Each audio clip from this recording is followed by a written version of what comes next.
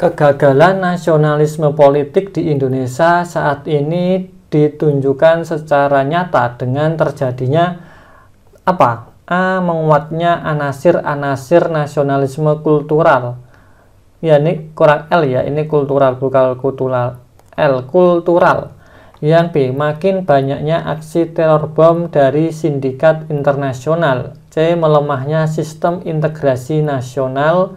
D, menciutnya politik-politik yang diatasnamakan agama dan suku. E, makin banyaknya berita hoaks dan provokatif di sosial media. Apa yang terjadi ketika nasionalisme politik hilang? Teman-teman harus tahu dulu, nasionalisme politik itu apa sebenarnya? Kalau nasionalisme itu diartikan menyukai negaranya, kalau ada kata politik, itu artinya adalah politik atau tindakan politik yang tujuannya adalah untuk kebaikan negara. Kebaikan negara, bukan untuk kebaikan golongannya, bukan untuk kebaikan pribadinya, bukan untuk kebaikan hal-hal yang lain, tapi benar-benar untuk negaranya. Ketika hal itu hilang di Indonesia, apa yang akan terjadi gitu ya? Yang A, menguatnya anasir-anasir nasionalisme kultural. Nah, ini yang tepat.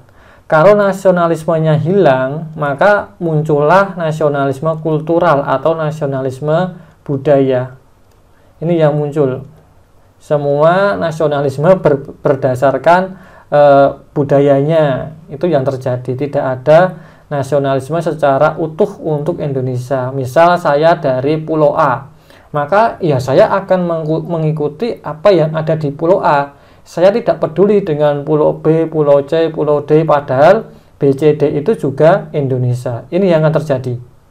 Ini yang paling parah ketika orang-orang itu anasir-anasir nasionalisme itu berdasarkan budayanya, berdasarkan pulau-pulaunya. Yang dilihat hanya pulaunya saja yang paling baik, tidak memikirkan pulau-pulau yang lain, padahal pulau-pulau yang lain itu juga Indonesia. Kita diminta untuk bisa memikirkan semua pulau, tidak hanya memikirkan pulau sendiri. Itu yang dimaksud dengan nasionalisme politik. Yang B, makin banyaknya aksi teror bom dari sindikat internasional. Juga tidak ya, ini kurang pas. Kalau sindikat dalam negeri itu bisa diterima, karena dalam negerinya itu hancur, nasionalismenya hilang, sehingga teror bom itu terjadi dalam negeri oleh orang dalam negeri karena ingin yang namanya perubahan. Itu benar kalau ini diganti dengan dalam negeri. Yang C, melemahnya sistem integrasi nasional. Kalau integrasi nasional ini lebih condong kepada kemampuan pemerintah untuk menyamakan persepsi di semua lapisan. Tapi kalau penyamaan persepsinya tidak sama, ya susah juga gitu ya. Pemerintah pusat bilang A, di tingkat provinsi bilang B, di tingkat kabupaten bilang C, di tingkat kelurahan bilang D. Nah, itu tidak terintegrasi. Itu intinya ada di yang paling atas ya, di sumbernya. Ini harus benar-benar bisa berkomunikasi dengan bawahnya, itu baru bisa terjadi integrasi. Oke, yang C, menciutnya politik-politik yang diatasnamakan agama dan suku. Bukan ya, malah bukan menciut, tapi malah semakin lebar ketika nasionalisme politiknya hilang. Ini malah akan semakin melebar. Yang E, makin banyaknya berita hoaks dan provokatif di sosial media. Sebenarnya ini bukan nasionalisme politiknya yang hilang. Ya, ini sebenarnya adalah apa? Penyebabnya itu adalah tidak siapnya warga Indonesia ya, atau kita taruhlah kita bilang masyarakat menerima perubahan yang mendadak, perubahan yang cepat gitu saja, yang cepat. Nah, ya ini yang terjadi sebenarnya. Berita hoaks provokatif itu sebenarnya adalah masyarakat Indonesia itu ada yang belum siap menerima perubahan yang sangat cepat, sehingga mereka dapat berita, oh ini benar, sebarkan, oh ini baik, sebarkan, padahal itu kan belum tentu benar, harus dicek dulu, dan kebiasaan itu belum ada karena media sosial itu tiba-tiba datang gitu, oh ada IG, ada Facebook, ada WA group, itu kan tanpa diedukasi oleh pemerintah, mereka sudah punya IG, sudah punya WA, sehingga ya terjadilah penyebaran hoaks dan provokatif. Oke, seperti itu ya. Berarti jawabannya adalah yang A, yaitu menguatnya anasir-anasir nasionalisme di tingkat kultural atau di tingkat budaya akibat dari nasionalisme politik yang rendah atau dikatakan di sini gagal. Oke, kita lanjut lagi. Salah satu akibat tidak seimbangnya prinsip internasionalisme dan nasionalisme dalam perkembangan globalisasi adalah, intinya prinsip internasionalisme itu kita bisa mengartikan dia menyukai atau seseorang yang menyukai produk luar. Seperti itu. Dan kalau saya tulis saja ya, internasionalisme ini intinya adalah dia menyukai produk luar atau hal-hal yang berkaitan dengan luar, produk luar gitu ya. Kalau nasionalisme tentu saja dia adalah menyukai nasionalisme. Dia menyukai atau mencintai produk dalam negeri gitu ya, produk negaranya, produk negara. Nah, ketika dua hal ini tidak seimbang, apa yang akan terjadi kira-kira? Taruhlah ketika dia sangat menyukai produk-produk dari boyband ya, boyband dari Korea misal, ada makanan itu ada tulisannya boyband, terus semuanya heboh, ayo beli makanan dari ini, ada gambarnya boyband ini, semuanya beli. Setelah itu terjadi kerumunan. Nah, itu kan akibat dari ini, internasionalismenya terlalu tinggi daripada nasionalisme. Tetapi di lain sisi, ketika kejadian kemarin ya, ketika ada boyband yang digunakan untuk branding makanan, itu juga ada nasionalisme yang muncul. Teman-teman yang mengidolakan boyband itu menggalang dana. Nah, ini bentuk dari nasionalisme. Mereka menggalang dana dan terkumpul ratusan juta itu diberikan kepada ojek online. Nah, ini konsepnya begini. Jadi itu bisa dikatakan mereka internasionalismenya ada, menyukai produk luar negeri, tapi nasionalismenya juga ada, yaitu menggalang dana diberikan kepada ojek online untuk ganti rugi. Selain itu ada juga kerugian-kerugian yang lain. Ini hanya contoh kecilnya. Kerugian yang besar itu ketika nasionalismenya dan internasionalismenya tidak seimbang, itu akan terjadi begini. Toleransi HAM itu akan hilang. Toleransi HAM akan hilang ya. Ini akan hilang. Yang kedua itu toleransi beragama juga akan hilang. Toleransi beragama. Oke. Yang keempat itu tidak bisa mengutamakan kepentingan bersama ya. Tidak mengutamakan, ya ini wajar sih karena nasionalismenya lebih rendah daripada internasionalismenya, tidak mengutamakan kepentingan bersama atau egois, kepentingan bersama. Ya wajar juga kalau nasionalismenya rendah, ya wajar dia menjadi egois. Yang keempat itu hilangnya kebiasaan musyawarah. Jadi ini yang akan terjadi ketika nasionalisme itu tidak seimbang dengan nasionalisme. Sehingga kalau kita lihat di jawaban, yang A terabaikannya HAM di negara-negara berkembang, yang B menurunnya perekonomian di negara berkembang. Ini tidak masuk ya, perekonomian. Makin dibatasinya kedaulatan suatu negara terhadap kepentingan nasional. Tidak, malah yang diminta sebaliknya. Yang D sulitnya memasarkan produk dalam negeri ke luar negeri. Ya belum tentu juga, ini belum tentu. Yang E meningkatnya lahan untuk industri dan meningkatnya kerusakan lingkungan, ini juga tidak. Maka yang paling tepat itu adalah yang A, terabaikannya HAM di negara-negara berkembang. Ini sama dengan yang ini, nomor 1, toleransi HAM-nya tidak jalan. Oke, seperti itu ya teman-teman.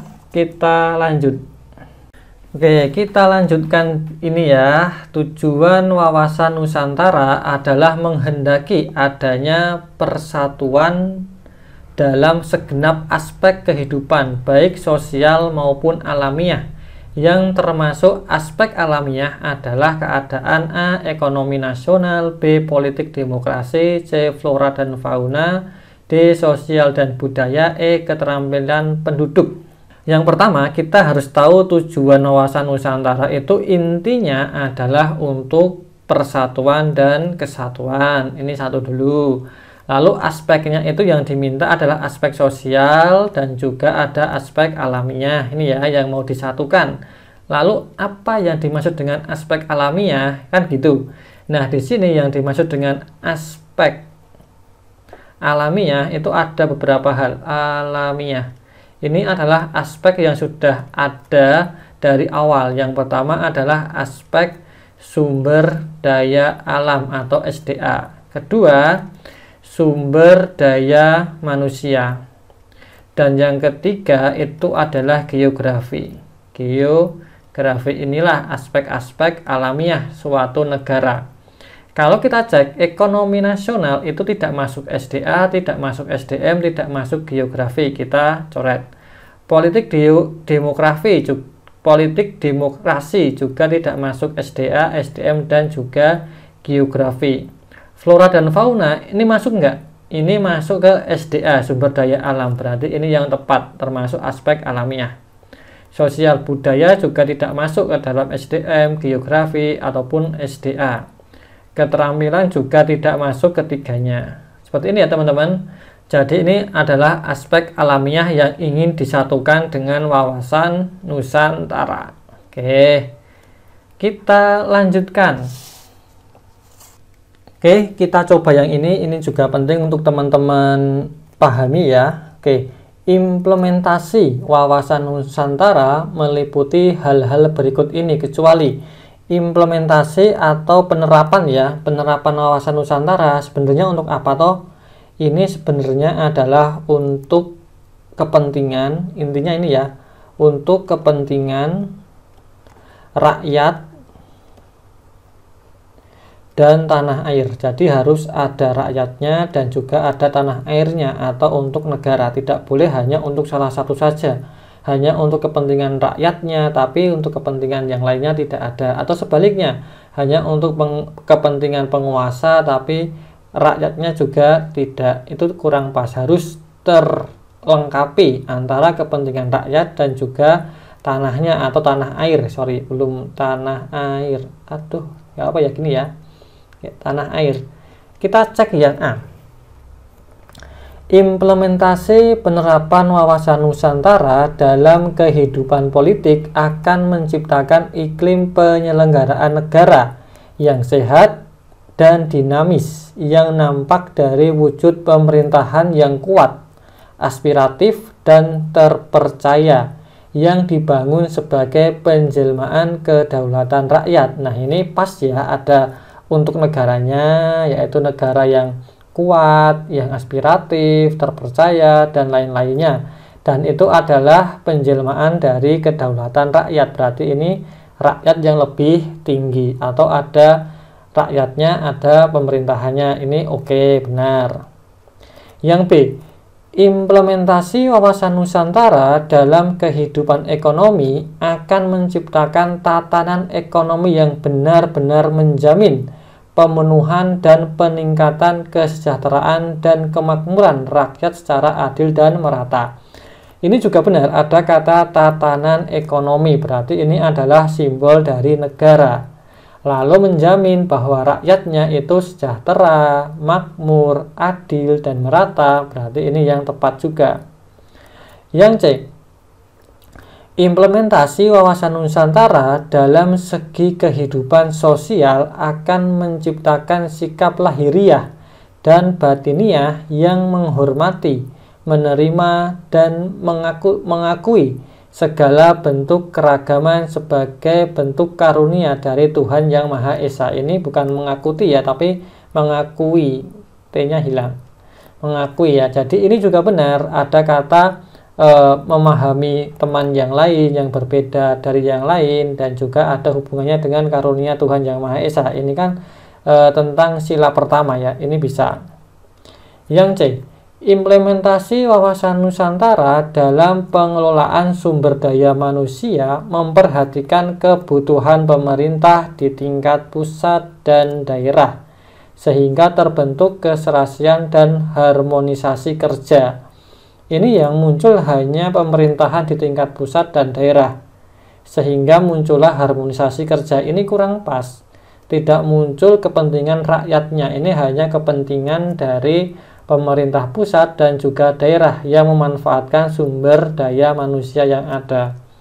Oke, yang E, implementasi wawasan Nusantara dalam sendi kehidupan pertahanan dan keamanan akan menumbuh kembangkan kesadaran cinta tanah air, ya ada kata cinta tanah air, dan bangsa, sehingga menimbulkan sikap bela negara dan setiap rakyat Indonesia. Ini sangat pas, ini sangat benar. Kehidupan pertahanan dan keamanan itu adalah simbol dari negara, representasi dari negara, sedangkan sikap bela negara ini simbol dari rakyat. Ini juga pas, sehingga yang kecuali itu adalah yang D, karena D ini hanya merepresentasikan kekuasaan dari pemerintah pusat, daerah yang memanfaatkan sumber daya manusia saja. Oke, seperti itu. Kita lanjut.